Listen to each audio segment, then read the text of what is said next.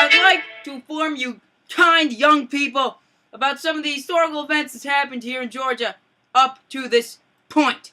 Now, in 1730, George Oglethorpe proposed a new colony idea to Parliament. In 1733, Oglethorpe sailed with multiple ships to this great colony. This led to more towns being built. In 1733, construction begins on other towns here in Georgia, such as St. Simons and Fort Augustine. In 1736 as well, Oglethorpe returns to England to raise money for a colony. And a regiment of 600 men for the anticipation of war with Spain. In 1739, the Treaty of Coweta, which was a treaty between the British and the Creek Indians, was proposed. In 1740, Oglethorpe invades Florida with a force of Georgians, South Carolina settlers, and the Indians. What nice people. He captures St. Augustine.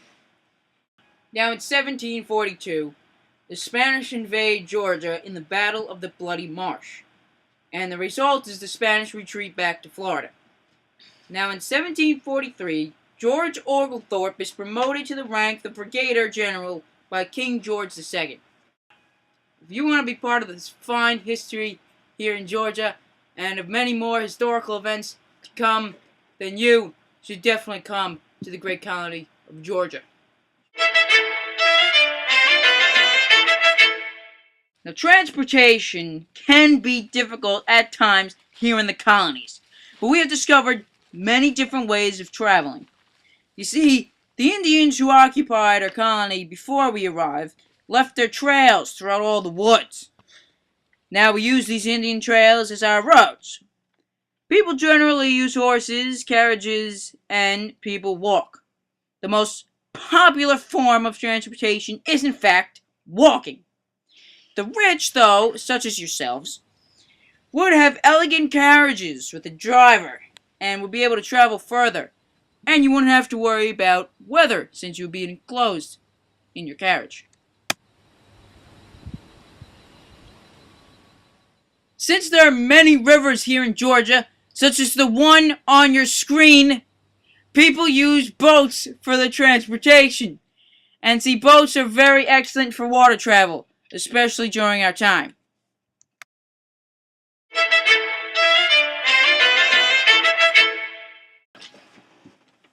I am King George. And I am a colonist.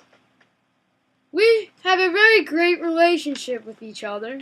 For example, we set aside tens of thousands of deerskin for England and my buddy King George II every single year. Yes. And we have a very strong terms of trading. And we will not break each other's boundaries. Our exports here in Georgia joined with South Carolina's Charleston to increase our deerskin trading to 60,000 deerskins per year sent to England. Yes, and that is very great because they just come back to England and we sell them and we make a lot of money. Being a colonist here in Georgia is that better than being any colonist from any elsewhere. We have a friendly relationship with the Indians. This is Nauvoo. He is a Creek Indian. Me, Nauvoo. We have very good trade with the colonists. We trade for rum and guns, and we give them indigo, food, and deerskins. Yes. They also help us out by being in our own armies. 50% of our armies is from the natives. The natives know every place there is here, so what's the best person to have in our armies? Indians. Yeah. Hi, Billy Mays here again, and I have an exclusive interview with two fine Colonial Georgians. Now, Mr. and Mrs. Mastropolo, is it? I've heard some great things on how you love living here in Georgia. Is that true? It is. It's true. I love the land and the nice fertile soil. Yeah. Now, Mrs. Mastropolo, can you please explain to the nice people out there what are some benefits women receive here in Georgia? They get more rights, get to practice their own religions, and it's just a fun time. Now, Mr. Mastropolo, what are your views on our religious views here in Georgia? I think it's very free and we can just express our religion and it's good. But please, I don't like any Catholics here. Yeah, see, I've heard about Catholics that. suck. Excuse me, Mrs. Mastropolo. Now, what do you two think about the land here in Georgia? I mean, it's huge, lots of space for, let's say, a young family to restart, come over from England. What do you guys think?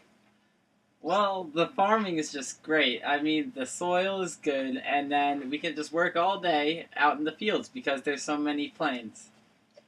Now, last question, because I know you two are very busy preparing your supper for tonight. What do you think the rich folk that come over from Georgia, what do you think they'll be able to, how do you think, why should they pick Georgia over the other 13 colonies? Great temperature. Great temperature.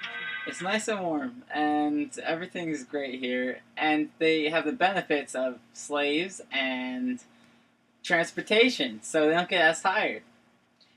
And now, that is wonderful. So, there you have it, folks. A live interview with two of our very own colonists here at Georgia. I'm Billy Mays. Hi, I'm Billy Mays, and I approve this message. Georgia, the start of a new beginning.